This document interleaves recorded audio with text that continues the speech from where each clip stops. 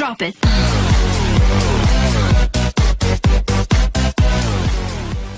Oke friends, welcome to Servan Gaming. Pada video kali ini gue mau membahas update Genshin Impact 1.3 atau lebih tepatnya update 1.3 yang akan diadakan pada tanggal 2 Februari 2021 ya. Jadi pada video ini gue bakal membahas update apa aja yang penting dan event-event apa aja yang bakal ada di update 1.3 dan update apa aja yang ada pada 1.3 ya. Yang jelas update-nya sangat menarik ya. Ada dua buah fase yang bakal gue jelaskan. Yang pertama adalah tentang event Lantern Festival ya. Yang kedua adalah update normal yang ada pada 1.3. Jadi yang pertama pada Lantern Festival itu, jika kita berpartisipasi ya atau mengikuti event tersebut, kita akan mendapatkan hadiah Primo Gem 1600 ya, dan kita bisa mendapatkan juga 10 Interwit Fate. 10 Interwit Fate itu artinya 10 kali gacha di banner event ya, dan ada beberapa hadiah talenta karakter, material asisten senjata, dan banyak lagi ya. Oke, detailnya gue bakal jelaskan. Yang pertama adalah My Fortune Find You ya. Ini merupakan rilis banner show ya dan banner caking. Plus atau ditambah kita dapat gratis 10 kali gacha banner event ya. Lalu show ini bakal rilis di tanggal 3 Februari 2021 ya. Lalu caking bakal rilis di banner event ya tanggal 17 Februari 2021. Jadi kita nggak ada banner Hutau ya, nggak ada banner Hutau. Jadi bagi teman-teman yang nunggu Hutau bisa tabung lagi Primo Gemnya. Ya, itulah kabar baiknya. Jadi waktu event ini adalah tanggal 11 Februari 2021 sampai tanggal 26 Februari 2021. Syarat mendapatkan 10 Interwin Night itu cukup mudah, kita cukup login selama 7 hari ya. Oke, yang kedua adalah Stand By Me. Kita bisa milih salah satu karakter dari 6 karakter ya. B4 dari Liwe. Waktunya adalah tanggal 18 Februari 2021 sampai tanggal 7 Maret.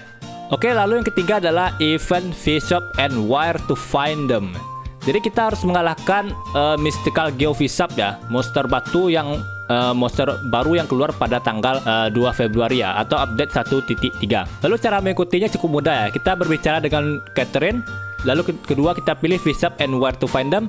Yang ketiga kita pilih tingkat kesulitannya ya, dan pilih 4 karakter untuk pencarian. Ingat, tingkat kesulitan ini masing-masingnya ada hadiah yang berbeda ya. Jika tingkat kesulitannya adalah S, maka kita akan mendapatkan 20 Primo Gem. Jika kita pilih A, tingkat kesulitan kita akan dapat 15 Primo Gem. Lalu jika kita pilih yang B, maka kita akan dapat 10 Primo Gem ya. Jadi gue sarankan bagi teman-teman pilih tingkat kesulitan yang paling besar ya, yaitu S. Lalu kita tidak hanya dapat Primo Gem ya, kita juga bisa dapat hadiah bonus berupa Mora ya, contohnya Mora. Lalu pilih rekomendasi elemen ya. Cara mendapatkan hadiah bonus ini cukup mudah. Teman-teman bisa pilih rekomendasi elemen ya. Contohnya rekomendasi elemennya adalah api dan listrik ya. Jadi pada tim itu kita masukkan elemen yang ada pyro dan elektronya. Kita masukkan api dan listrik ya. Jadi kita bisa meningkatkan hadiah presentasi, dapat hadiah bonus ya, 40.000 Mora tersebut. Lalu kita bisa merekrut karakter teman kita ya di kolom Friends Support. Di kolom Friends Support ini gunanya adalah untuk meningkatkan presentasi bonus kita dapat hadiah ya, seperti 40.000 gold itu contohnya. Lalu setelah kita pasang karakter tersebut ya, kan dia melakukan pencarian. Yang pencarian itu adalah kita bisa menemukan lokasi dari Mystical Geovisap. Mystical Geovisap ini yang akan kita kalahkan ya, dan dapatkan hadiah primo dan hadiah bonus. Oke, yang keempat adalah Night Sky Grace ya. Jadi kita bisa mendapatkan hadiah Primo Gem, Mystical Ore, Interwined Fate, Fragilation, dan hadiah lainnya jika kita menyelesaikan misi ya, misi quest yang ada pada Night Sky Grace ini atau Lantern Ride ini ya. Dia ada tiga sih sebenarnya. Ada tiga misi.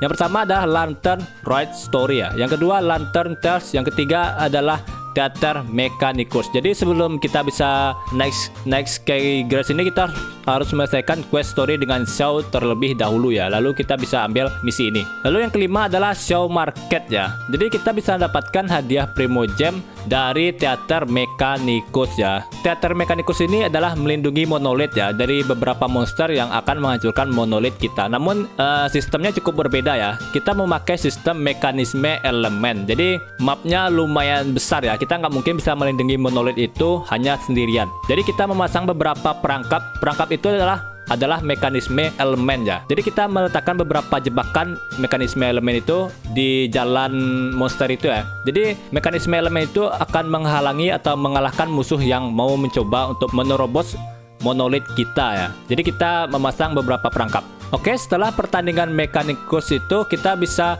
mendapatkan beberapa bahan material ya.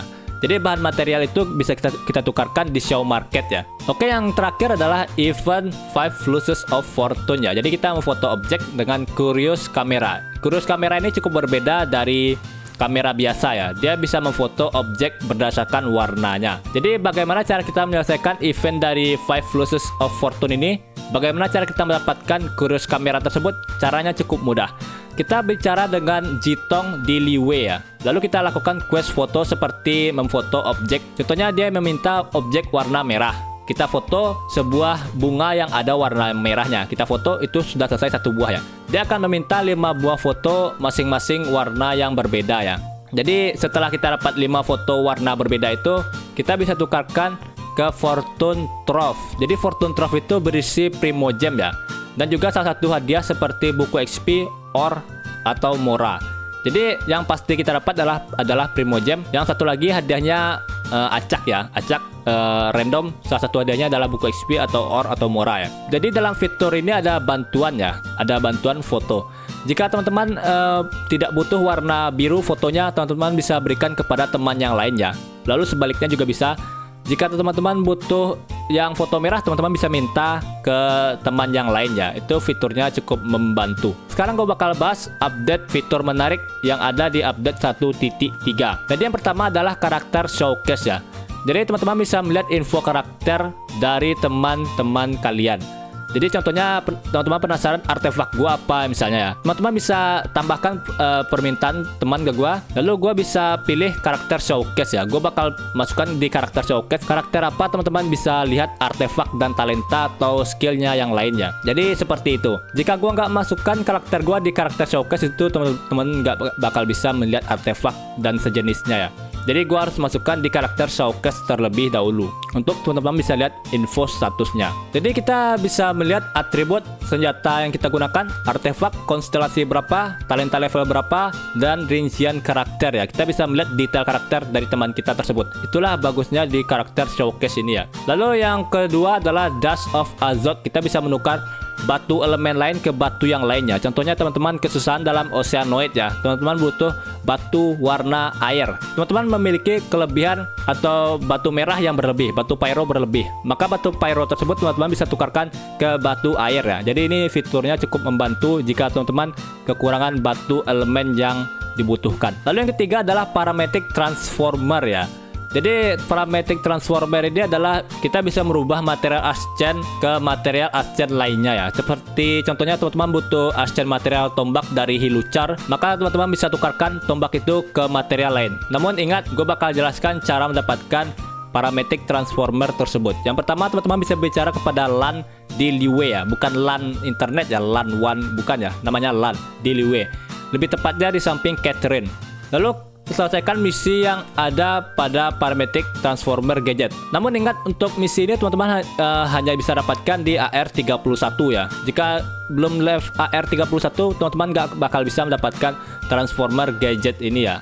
Misinya cuma ada di AR31 ke atas. Lalu parametric transformer ini bisa merubah ascent material ke material lainnya. Yang pertama, sesudah teman-teman selesaikan misi dari LAN tersebut, teman-teman dapat parametric transformer gadget. Jadi teman-teman keluarkan di inventory parameter transformer gadget itu, lalu teman-teman masukkan ascent material di dalamnya. Setelah teman-teman masukkan material ascent, maka kita harus menggunakan sebuah elemen ya. Contohnya angin, kita gunakan angin pada gadget itu ya. Maka gadget itu akan terisi barnya sampai penuh, maka dia akan merubah ascent material ke material lain. Lalu yang terakhir adalah Leyland Overflow Reward ya. Kita bisa mendapatkan hadiah 2 kali lipat di Leyland Blossom ya. Leyland Blossom itu seperti ya yang mendapatkan Mora dan XP ya. Buat domain itu nggak bisa, kita nggak bakal bisa dapat double reward di domain ya. Di domain nggak bisa, di weekly nggak bisa, di boss juga nggak bisa. Kita hanya bisa dapat di Leyland Blossom ya.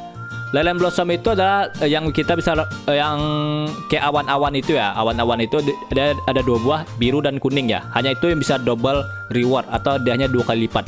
Contohnya teman-teman, seperti biasa hadiahnya adalah 200 XP ya. Jika kita dapat double reward maka hadiahnya adalah 400 XP ya. Seperti itu contohnya. Oke friends, gua rasa hanya itu penjelasan dari Lantern Festival ya. Jika membantu silahkan like, subscribe bagi teman-teman yang ingin channel gua lebih berkembang, dan terima kasih sudah menonton sampai sejauh ini ya. Oke friends, see you next in video. Bye bye.